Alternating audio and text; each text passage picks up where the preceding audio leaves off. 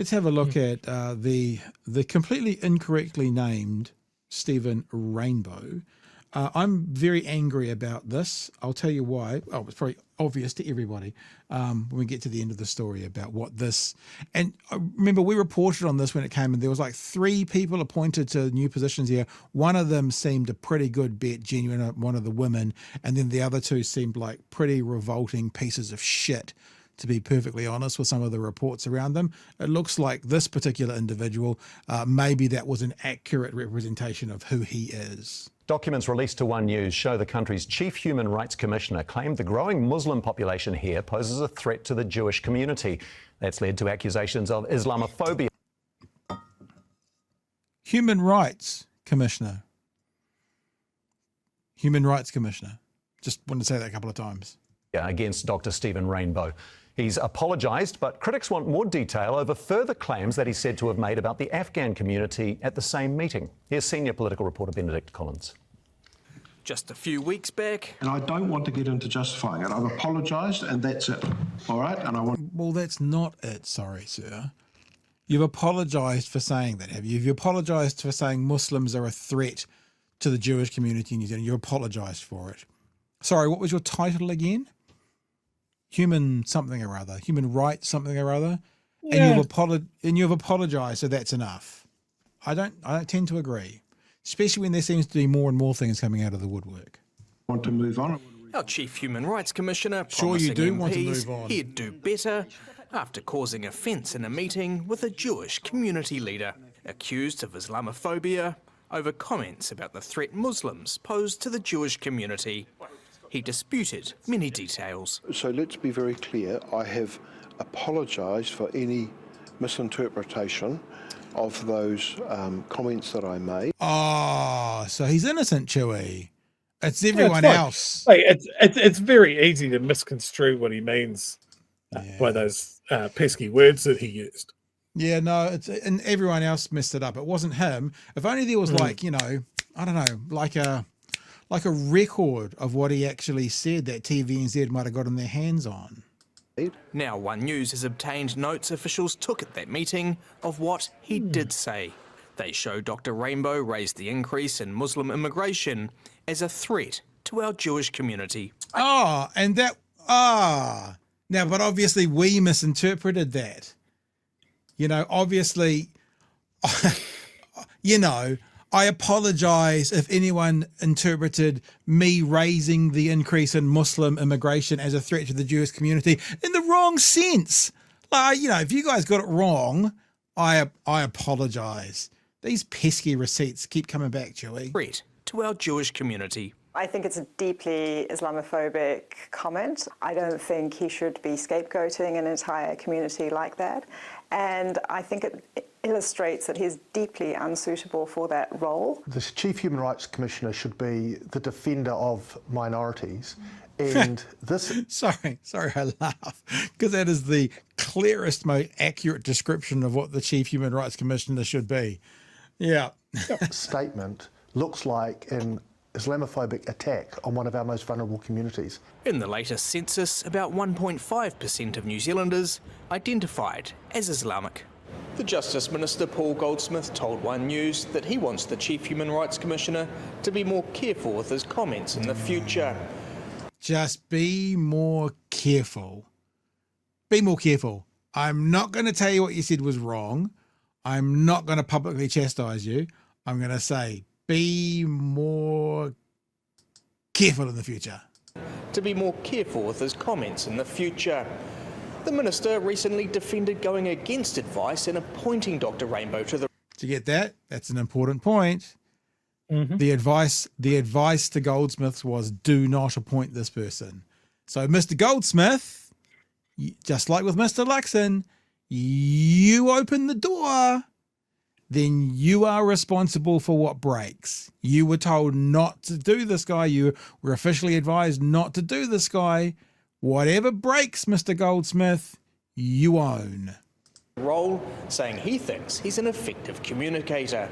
Dr. Ray. I kind of agree with that. It was very clear what he communicated, wasn't it? We're not unclear on that. So that was a very effective form of communication. Rainbow refused to be interviewed for this story. He has pushed back strongly against another allegation that he described New Zealand's Afghan community as anti-Semitic at the same meeting.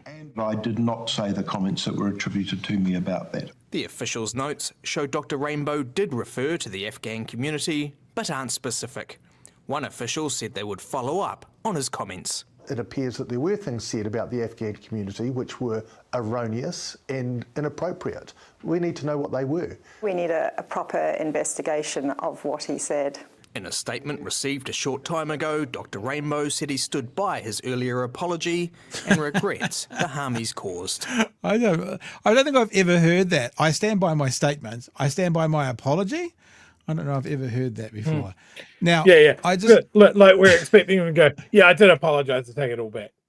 No. Here's the thing. This is what I mean. Like you can be mad for all sorts of reasons about this, but here's the thing. The Muslim community is what he's saying. The increased immigration of the Muslim community are a threat to the Jewish community. Now, I put out a tweet today that said this. Hey, Stephen Rainbow, wondering if you can think Muslims are a threat to the Jewish community, what your metric for measuring that would be.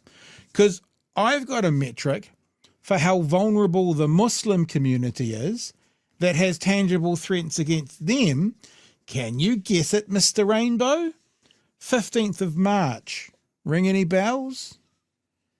Like, this guy is genuinely saying this community who suffered the worst event of terrorism, of mass murder in this country, like yesterday, those guys are the threat. Those ones that had 51 of their community gunned down in Christchurch. Those ones are the threat to the Jewish community. Now, I'm not connecting I'm not going to say I'm not connecting the Jewish community with the going back the other way, but I'm just saying those guys that were gunned down by a mass murderer, those ones are the threat to the Jewish community. What's your metric, Mr. Rainbow, to make that statement? Chewie. Yeah, it's fantastic to have the Human Rights Commissioner just very much paint with a very wide brush. No, white. There where the threats. White, a white brush. You mispronounce white, a white brush. Sorry, I won't interrupt. I mean, if he wants to talk about threats to the New Zealand Jewish community, talk about the group that's actually attacked, vandalized, threatened. It's white people. Do you know what traditionally the biggest threat to Muslims in New Zealand are? It's white people again. But we can't say that. We can't say that. He might have been making a point, and maybe a smarter, more considered man would have made the correct point of saying, because of global events, there are frictions between two of the groups that we have in New Zealand society. That would be a more considered comment to make, because the Jewish community might want to attack the Palestinian community and vice versa. You know, that it hasn't happened, but it's certainly something that in levels of government and from the Human Rights Commissioner might be worth mentioning. But no. We'll just put all of the blame, all of the threat on one community. And that's why this guy is not the right person to be Human Rights Commissioner. And he should resign. He should resign immediately. Yeah. It is an understatement. I can't believe that I'm having to say it. I can't believe that he hasn't quit already. Yeah. But it comes back to, as you said, when he was put up for Human Rights Commissioner, he failed the HR interview. Official advice. And Goldsmith and Seymour both wanted him there. There were immediately concerns raised because of articles that he's written and statements that he's made, that he might not be the fair-dealing, even hand that we want in that role. But they go, no, he's our guy. So he's your guy. you fucking own it. Yep. 100%. You open the door, whatever breaks is on you. And at the moment, I can't remember the name, but there was another hiring in the same time. yeah, there was two similar role. women, and there was him. One of the women, I forget as well, seemed to be pretty onto it. We didn't want to tar her with that brush, but the other one certainly wasn't particularly seen as a good hire. You keep chatting, I'll find it, Chewie. Yeah. So yeah, I honestly don't know. But when you look back at the people that we've had as human rights commissioners, has there ever been anything like this come out where someone has just chosen their words? Look, give him the benefit of the doubt. Maybe he just garbled his words up. It didn't mean to fucking target an entire segment of our community, but he did. It's never happened before. So yeah. I just want to underline the fact that this guy needs to go. Yeah, I think I found the story. It'll be in there somewhere. The other two people, but this is the original story. New human rights chief says comments on trans agenda and Israel-Gaza war will be an issue. Anti-trans as well. Fantastic. Yeah. I'm just skimming this to see if I can see the other people. Comments he made in 2021 urging other gay and queer Aucklanders to think twice before signing a petition to ban conversion therapy attracted criticism. He said the opposition to conversion therapy had been hijacked by the trans agenda. Be careful, there are some elements of the trans agenda being sneakily promoted through this campaign, he said in a post to the Facebook group for Auckland's LGBT community. While many called his comments transphobic, Rainbow denied he was transphobic during an interview with Stuff's Newsable podcast. He said he would protect trans rights as the chief human rights commissioner. No, I'm not transphobic. And I've been very clear about that fact.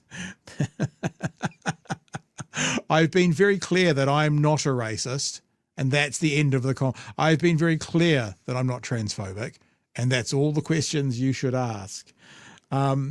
A real learning for me when I made that post actually several years ago. All those years ago when I was a grown-ass adult and I made that statement. Yeah.